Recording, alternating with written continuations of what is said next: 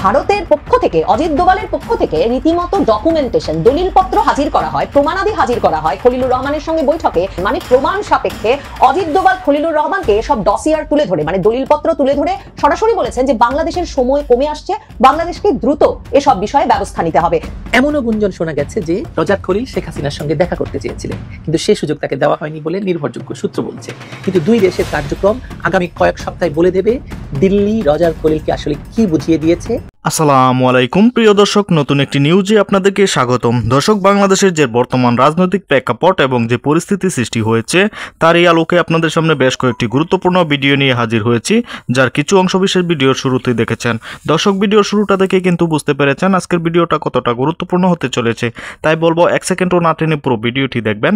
চ্যানেলে নতুন হলে সাবস্ক্রাইব করে রাখবেন পরবর্তী আপডেট পাওয়ার জন্য। ভিডিওতে একটি লাইক করে দেখতে থাকুন সম্পূর্ণ ভিডিওটি।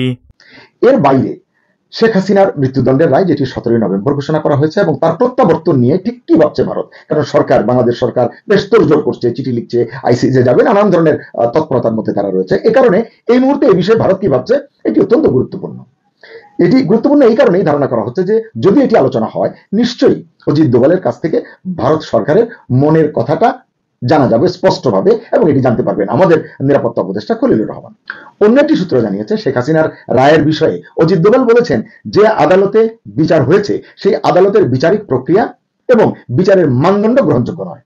ভারত এ বিষয়ে তাদের তীব্র আপত্তি জানিয়ে রাখছে বা রেখেছে। এটা যদি আমি বুঝে থাকি, এর অর্থ হলো এই বিচারের রায় ভারত মানে না। এছাড়া আলোচনা হয়েছে অন্তর্ভুক্তিমূলক নির্বাচন বিষয়ে। সামনে আমাদের নির্বাচন। অজিত দোভাল বলেছেন ভারত চায় আওয়ামী লীগ সহ সকল দলের অংশগ্রহণে একটা সুষ্ঠু নির্বাচন যেন এখানে অনুষ্ঠিত হয়, এবং এটা বলে তিনি ক্ষান্ত হননি। এ বিষয়ে ইউনূসের সিদ্ধান্ত আগামী 7 দিনের মধ্যে জানাতে বলেছেন, এবং মানে অন্তর্বর্তী সরকারের সিদ্ধান্তটি তারা জানতে চান। এরপরে হয়তো তারা তাদের মতামত ব্যক্ত করবেন বা তারা তাদের পদক্ষেপ জানাবার হয়তো নেবেন, এটি আমি বুঝতে পারছি। ভারতের একটি পত্রিকা লিখেছে বৈঠকে আঞ্চলিক নিরাপত্তা সংক্রান্ত বেশ কিছু বিষয় নিয়ে আলোচনা হয়েছে। বৈঠকে বাংলাদেশে আইএসআই তৎপরতার বিষয়ে তথ্য দিয়েছেন অজিত দোভাল। পাকিস্তানি সহায়তায় ভারত ভূখণ্ডে অস্থিতিশীলতা তৈরিতে বাংলাদেশে কারা কারা জড়িত, কে কার সাথে বৈঠক করেছেন, কবে করেছেন, এবং কোন কোন জঙ্গি গোষ্ঠী বা সংগঠন ভারতকে নিয়ে ষড়যন্ত্র করছে, এদের সাথে বাংলাদেশ সরকারের কার কতটুকু যোগসূত্র আছে, এসব বিষয় নিয়ে কথা হয়েছে। এবং শুধু কথা নয়, এই সকল তথ্য সম্বলিত রিপোর্ট এবং এর সঙ্গে প্রয়োজনীয় ছবি, বিশেষ করে স্যাটেলাইট ইমেজ, সব দিয়ে মানে একটা ডোসিয়ারের মতো বলা হয়, দিয়ে ভারত বুঝাতে চেয়েছে বাংলাদেশ যদি চলে ডালে ডালে, ভারত চলে পাতায় পাতায়। অর্থাৎ তারা সবকিছু নিয়মিত পর্যবেক্ষণে রাখছে। দোভাল এটাও বলেছেন বাংলাদেশে কে আসবে কে যাবে এটি বাংলাদেশের ব্যাপার, কিন্তু ভারতীয় সীমান্তে এমন কোন লোকের আনাগোনা ভারত মেনে নেবে না যাতে ভারতের নিরাপত্তা বিঘ্নিত হয়। কারণ এই সাম্প্রতিক সময়ে এই ঘটনাগুলো ঘটেছে বলেই এমন কথা উঠছে বলে আমার মনে হয়। আলোচনায় কি আসছে আরো, শুধু দিল্লি ব্লাস্ট নয়, সম্প্রতি যেটা লালকেল্লায় হলো গাড়ি বোমা বিস্ফোরণ, বললো শুধু দিল্লি ব্লাস্ট নয়, কিছুদিন আগে মুর্শিদাবাদে স্থানীয়ভাবে যে দাঙ্গা হয়েছে সেখানেও আনসারুল্লাহ বাংলা টিমের সম্পৃক্ততার কথা উল্লেখ করেছেন তিনি আলোচনায়। এটি তো নিশ্চয়ই আমাদের খলিলুর রহমানের জন্য অত্যন্ত বিব্রত করছিল, আমি ধারণা করতে পারি। আলোচনায় আরো বলা হয়েছে বাংলাদেশের আনসারুল্লাহ বাংলা টিমের জসিমউদ্দিন রহমানিকে ছেড়ে দিয়েছে বাংলাদেশ সরকার, সে এখন ভারতে অস্থিরতা তৈরি করতে চাইছে, এটি তাদের অভিযোগ। এছাড়া ভারতের কিছু অংশ বাংলাদেশের ম্যাপে জুড়ে কি বোঝাতে চাইছে বাংলাদেশ, হাসতে হাসতে খলিলের কাছে এ কথাও নাকি জানতে চেয়েছেন অজিত দোভাল। ভারতের সংবাদ মাধ্যম ডেকান ক্রনিকেলের এক রিপোর্টে দাবি করা হয়েছে লস্করি তৈয়বার কমান্ডার সাইফুল্লাহ সাইফ সম্প্রতি বাংলাদেশ সরকারের কর্মকর্তাদের সঙ্গে কথা বলেছে। দিল্লি বিস্ফোরণের কয়েকদিন আগে ঢাকার বনানীতে আয়োজিত এক অনুষ্ঠানে 7 জঙ্গি নেতার সাথে ভার্চুয়ালি যোগ দিয়েছিল এই পাক জঙ্গি নেতা সাইফ, যেখানে ছিল নিষিদ্ধ ইসলামপন্থী সংগঠন হিজবুত তাহরিরের নেতা জুবাইর আহমেদ চৌধুরী এবং সাইফের ডানহাত মার্কাজি জামাতে আহলে হাদিসের সাধারণ সম্পাদক ইলাহি জলিল, ডিএনসিসির সিইও এবং হিজবুত তাহরিরের কোঅর্ডিনেটর এজাজ, আনসারুল্লাহ বাংলা টিমের হাফিজ সুজাদুল্লাহ এবং হাফিজ আলী ফজুল, বিস্ফোরক বিশেষজ্ঞ সুমন আহমেদ এবং বাংলাদেশ সরকারের 2 আমলা। তাদের নাম এই পত্রিকাতে আমি পাইনি। ভারতের একটি গণমাধ্যমের অভিযোগ, রাজশাহী হয়ে পশ্চিমবঙ্গের মুর্শিদাবাদে বিপুল পরিমাণ বিস্ফোরক এবং ডিটোনেটর প্রবেশ করেছিল চোরাপথে, যা দিল্লি বিস্ফোরণে ব্যবহার হয়েছে, এবং এর কিছুটা ফরিদাবাদ থেকে উদ্ধার করা হয়েছে। খলিলের হাতে যে ডোসিয়ারের কথা বললাম বা যে বিশেষ রিপোর্ট তুলে দিয়েছেন দোভাল, সেখানে উদ্বেগ প্রকাশ করা হয়েছে পাকিস্তানি মৌলবাদী নেতারা বাংলাদেশের মাদ্রাসাগুলোতে ঘুরে ঘুরে ছাত্রদের জিহাদি পথে আসার আহ্বান জানাচ্ছে।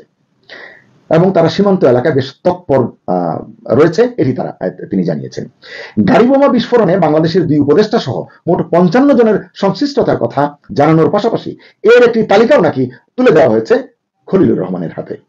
এছাড়া গত 15 মাসে বাংলাদেশ কি কি উপায়ে কখন কখন কিভাবে ভারত বিরোধিতা করেছে সব নথি প্রমাণ সহ খলিলকে দিয়েছেন দোভাল। ফলে যেটি আগেও বললাম যে এই বৈঠকে খলিল যথেষ্ট চাপে ছিলেন এটি বলা যায়। তবে খলিল কিন্তু আবার কিছু কথা বলেছেন। তিনি বলেছেন সন্ত্রাসবাদের বিরুদ্ধে বাংলাদেশের নীতি 0 টলারেন্স। কিন্তু আমি প্রশ্ন করতে পারি যে এই বিষয়ে খলিল কি সত্যিই কোনো সিদ্ধান্ত দিতে পারেন? তার এখতিয়ারের পরিধি সম্পর্কে আমার স্পষ্ট ধারণা নেই, এজন্য এই প্রশ্নটি করলাম। পক্ষান্তরে অজিত দোভাল হলেন ভারতের জেমস বন্ড, এই নামেই তাকে সবাই ডাকে। তার কূটনৈতিক চাল নিয়ে ইতিমধ্যেই অনেক মিথ তৈরি হয়েছে। তিনি চীনা প্রেসিডেন্ট শি জিনপিং এবং রাশিয়ার প্রেসিডেন্ট ভ্লাদিমির পুতিনের সাথেও একান্ত বৈঠক করেছেন। ভারতের অভ্যন্তরীণ এবং আন্তর্জাতিক নিরাপত্তায় তার ক্ষমতা সম্পর্কে সবাই জানেন। কিন্তু আমাদের নিরাপত্তা উপদেষ্টা খলিলুর রহমানের ক্ষমতার পরিধি বিষয়ে আমরা খুব বেশি জানি বলে মনে হয় না। তবে না জানলেও আমরা ধারণা করতে পারি তার ক্ষমতাটুকু কতটা সীমিত। খলিল বলেছেন ভুল বুঝাবুঝি নিরসনে একসাথে কাজ করবে ঢাকা ও দিল্লি, এটি একটি ইতিবাচক বার্তা। এছাড়া ইন্দো প্যাসিফিক নীতিতে সর্বাত্মক সমর্থন করে ঢাকা। তিনি বলেছেন ঢাকা ও দিল্লির একসাথে অনেক পথ হাঁটার সুযোগ আছে এবং এই সুযোগ হাতছাড়া করতে চায় না ঢাকা। এই কথাটি আমি বিভিন্ন সময় প্রসঙ্গ এলে বলেছি। ইউনূস সরকার এবং ইউনূস নিজে মুখে যত ভারত বিরোধিতা দেখান বা করেন, ভেতরে ভেতরে ভারতের সঙ্গে তাদের দহরম মহরম করবার, ঘনিষ্ঠতা বাড়ানোর ঐকান্তিক চেষ্টা, প্রাণান্ত প্রচেষ্টা বিদ্যমান। এটি আমি বারবার বলেছি। এই অতি সম্প্রতি গত 43 দিনে কয়েক হাজার টন চাল এসেছে ভারত থেকে। আমাদের অবস্থাটাই হচ্ছে এমন, আমরা আমাদের প্রধান উপদেষ্টা সমালোচনা করবেন, তীরবিদ্ধ করবেন, গুলি মেরে দিচ্ছেন, যুদ্ধ করছেন, কিন্তু চাল লাগলে ভারত, ডিম লাগলে ভারত, সবজি লাগলে ভারত। এই ডাবল স্ট্যান্ডার্ড একটা কূটনীতি তিনি কেন করছেন এটি আমি বুঝি না। যাই হোক, আর কথা না বাড়াই, এই যে দ্বিপাক্ষিক বৈঠকে এমনকি এই সম্মেলনে অনেক কথাই হয়েছে। বিশেষ করে যদি দ্বিপাক্ষিক বৈঠকের কথা বলি, সেখানে তো অনেক কথা হয়েছে এবং আপনারাও বুঝতে পারছেন মোহাম্মদ খলিলুর রহমান বাংলাদেশের জাতীয় নিরাপত্তা উপদেষ্টা, তিনি খুব বেশি কিছু বলবার সুযোগ পেয়েছেন বলে মনে হয় না। এবং সূত্রও জানিয়েছে যে তিনি কেবল শুনেছেন, তিনি তেমন কিছু বলেননি, শুধু বলে এসেছেন ঢাকায় ফিরে যাই, ফেরার পরে আমি জানাবো। এবং তাকে তো 7 দিনের আলটিমেটাম দেওয়া হয়েছে। এই কারণেই বলছি যে এখন আসলে সবকিছু নির্ভর করছে ওই 7 দিনের আলটিমেটামের উপর, যেটা অজিত দোভাল আমাদের খলিলুর রহমান সাহেবকে দিয়েছেন। তাহলে বোঝা যাচ্ছে আসল ঘটনাটা আমরা জানতে পারবো 7 দিন পর। আমরা বুঝতে পারবো, ইতিমধ্যেই কিছু আমরা বুঝতে পারছি। আদানির সঙ্গে আমরা লড়াইয়ে যাবো করেও কিন্তু আদানির পেমেন্ট করেছে সরকার। জাকির নায়েককে আনবে বলে বলার পরেও ভারতের কথা শুনে জাকির নায়েকের আশা ঠেকিয়েছে সরকার। সরকারের তরফ থেকে কিছুটা নরম কূটনীতি ইতিমধ্যে গৃহীত হয়েছে বলে আমার মনে হয়, আমি যদি ভুল না বুঝে থাকি। এখন দেখার বিষয় এই 7 দিন পরে বাংলাদেশের রাজনীতি, বাংলাদেশের কূটনীতি, বাংলাদেশের আগামী দিনটা কেমন হবে তার চিত্র কিন্তু আমরা সকলে বুঝতে পারবো। মানবতা বিরোধী অপরাধের দায়ে শেখ হাসিনার মৃত্যুদণ্ডের রায় ঘোষণার পর তার রাজনৈতিক ভবিষ্যৎ ও আওয়ামী লীগের নেতৃত্ব নিয়ে চলছে নানা আলোচনা। প্রশ্ন উঠছে, আন্তর্জাতিক অপরাধ ট্রাইব্যুনালে সর্বোচ্চ সাজাপ্রাপ্ত হওয়ার পর শেখ হাসিনা কি বাংলাদেশের রাজনীতিতে ফিরতে পারবেন? এই রায় কার্যক্রম নিষিদ্ধ আওয়ামী লীগের নেতৃত্বকে ঠিক কতটা প্রভাবিত করবে? তারিকুজ্জামান শিমুলের প্রতিবেদন। With only one sentence, that is sentence of death. মানবতাবিরোধী অপরাধে সম্প্রতি শেখ হাসিনাকে মৃত্যুদণ্ড। সম্মানিত দর্শক, সম্পূর্ণ ভিডিওটি দেখলেন, অবশ্যই বুঝতে পেরেছেন ভিডিওটি গুরুত্বপূর্ণ ছিল। দর্শক, এই ভিডিওতে যে তথ্যগুলো আপনারা পেয়েছেন এ বিষয়ে আপনাদের কি মতামত তা অবশ্যই কমেন্টে জানাবেন এবং পরবর্তী আপডেট ভিডিওগুলো সবার আগে পেতে চ্যানেলটিকে এখনই সাবস্ক্রাইব করে রাখুন। এই মুহূর্তে বিদায় নিচ্ছি, দেখা হবে পরবর্তী কোনো ভিডিওতে। সে পর্যন্ত ভালো থাকুন, সুস্থ থাকুন। আসসালামু আলাইকুম।